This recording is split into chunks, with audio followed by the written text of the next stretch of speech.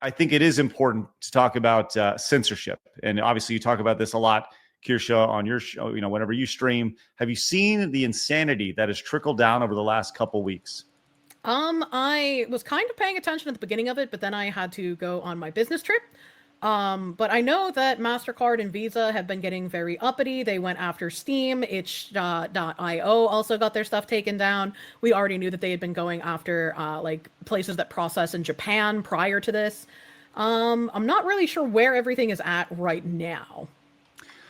So the UK had like a UK Child Protection Act, the Online Safety Act. It's always it's always behind the wall of it's for the children, y'all. It's for the children, and they started attacking all sorts of the idea you need to have age verification to access the internet. They started looking at VPNs, saying if you it'll be illegal to use VPNs. It is a slippery slope that has happened over the last couple of weeks. And it started with what you mentioned, the Visa and MasterCard and the payment processor stuff.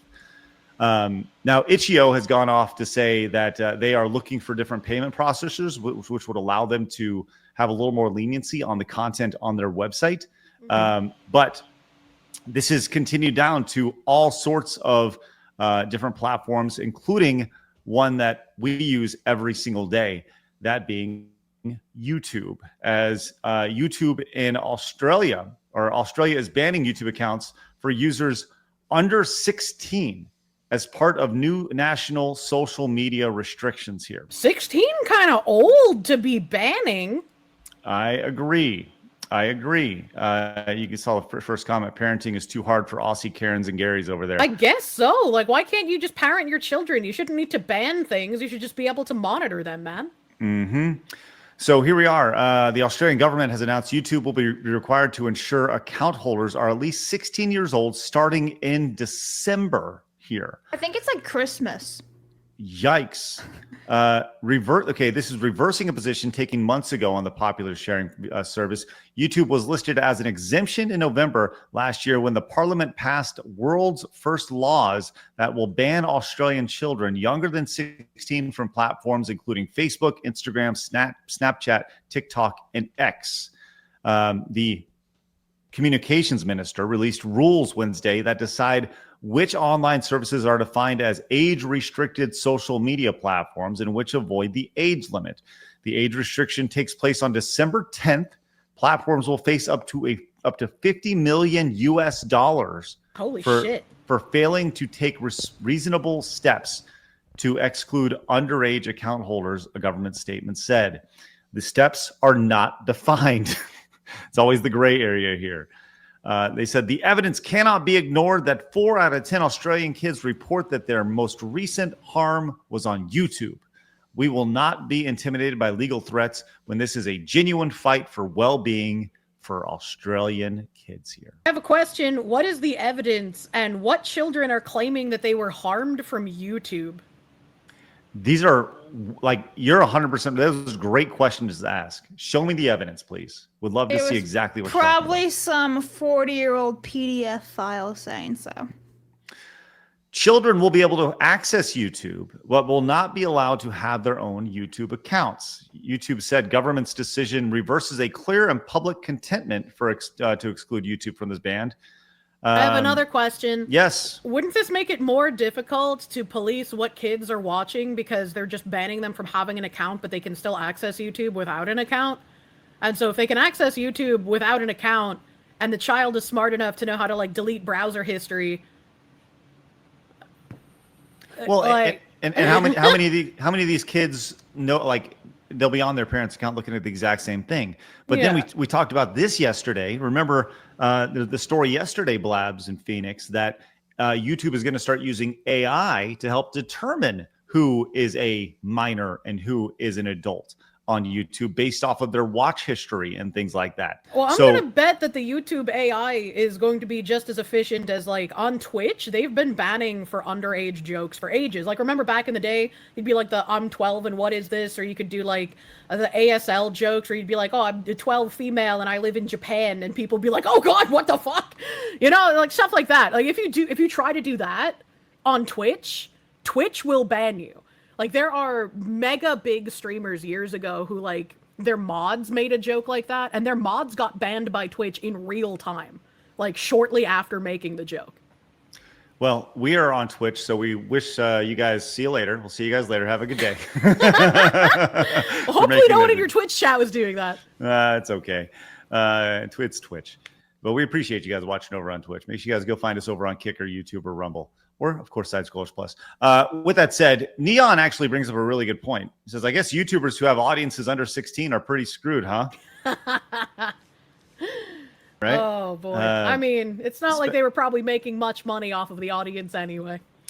Not really, no. You know, it's funny. My brother does have a musician channel where he sings like kid songs. You know, he was inspired by his kids growing up, and my brother's a musician, and he has a couple songs that have several million views on his kids channel. He doesn't make a whole lot of money on it. You know, there's not a whole lot of advertisement for the kid stuff, but I don't know how big of his audience is in Australia, but the fact that this is happening in Australia, you know, it just goes back to the slippery slope is real.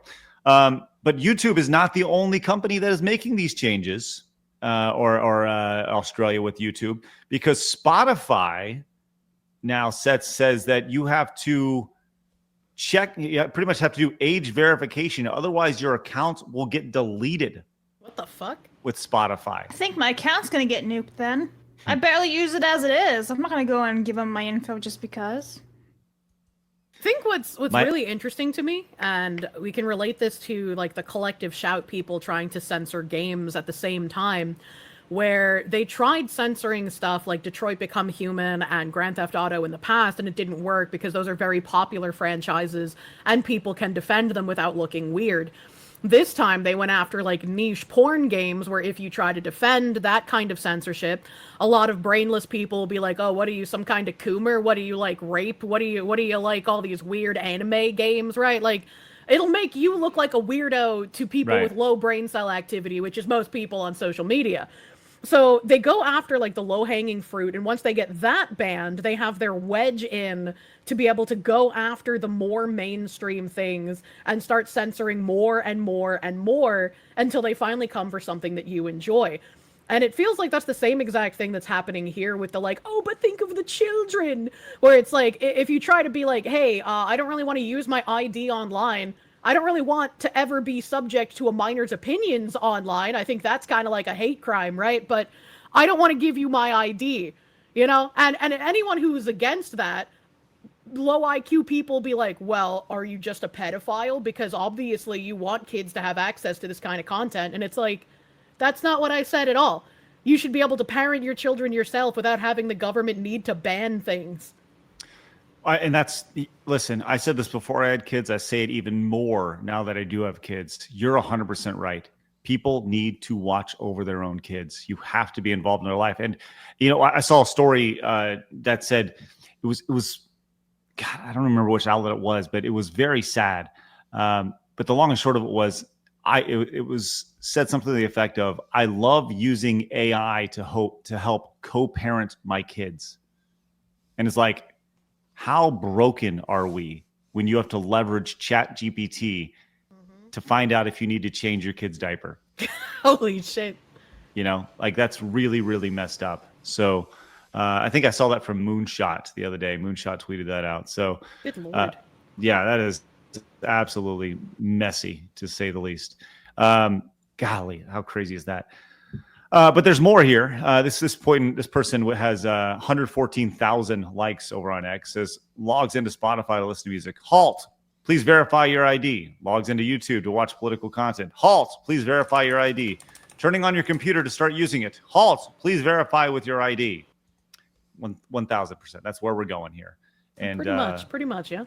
And let's not forget, Xbox as well is in on this, as they're looking to do age verification for their content, and they've been using AI to look at game chat and all the nonsense that goes along in there. So, yikes! This has been a very quick turnaround here with this. I'm just surprised that the like think of the children thing still works. Because how many times have they tried to push legislation with the like think of the children angle, and people have been like, "Wait a minute, we know what you're doing." But I guess we're just too fucking dumb in current year. Like I don't understand. Well, I think there may be some confusion on that, because if you think back to we played a clip of The Simpsons from like 30 years ago where all the church ladies are saying that, "Oh, would you please think of the children," right? It's all the church ladies, which were, traditionally they were the mocking kind of the Christian conservative values, right? Now it's the other way around, where like these parties have almost shifted, where this Christian conservative group is there are obviously some who are, extreme, but generally people are like, yo, just let people do what they need. They're pretty live and let live. But the other side has turned into, govern me, daddy government, raise me, please. And I think a lot of that stems from probably what happened in 2020, the nonsense associated there, and the kind of we talked about kind of the social engineering aspect of it, of, the propaganda. So I mean, I agree, and I think that definitely ramped it up, but the government itself has been trying to drive a wedge between families for a very long time. I mean, the entire point of feminism in the first place is to be used as a tool under communism to drive a wedge between men and women. Once you can get men and women to start hating each other, the birth rate is naturally going to go down, marriage rates are naturally going to go down, and the more you keep driving splinters into that wedge, the more you can gain control. And they've already kind of deleted the family unit. Right, like, when you talk about, to family being like a mother, a father, and like 2 kids or whatever it used to be, everyone's just like, oh, well, that's, white supremacy nowadays. A family can be like 3 mothers and 2 fathers and 12 children Right. or whatever, right? And then there's all the other families that are reliant on the government now. They've replaced fathers with government handouts. And so it's like, why do I need a man if I'm going to get everything I need from the government, kind of thing. And so I feel like this has been in the works for a very long time, even though I do agree that it expedited in 2020. Where do you think it started? If you want to put on the tinfoil hat for a little bit, where did it originate, Kirsche? I would probably say it originated maybe around the 1940s and 50s, where communism was trying to basically encroach on all Western nations.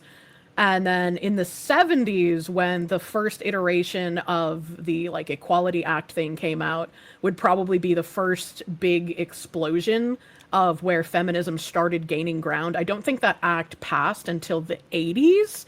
This was where Phyllis Schlafly, I can't pronounce her name, but she was like fighting on the side of the housewives to not lose the privileges they had as women, whereas the feminists wanted women to be treated exactly identically to men, and that lost a lot of privileges that women enjoyed prior to that whole shabacle happening, unfortunately.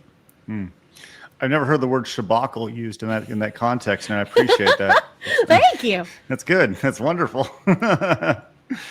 Oh man, but to see how quickly this has happened just in the last couple of weeks with the whole collective shout thing and the Visa and MasterCard and the payment processors, and then all of a sudden, no, well, we need to protect you and let's make sure you use an ID. Like the censorship is real.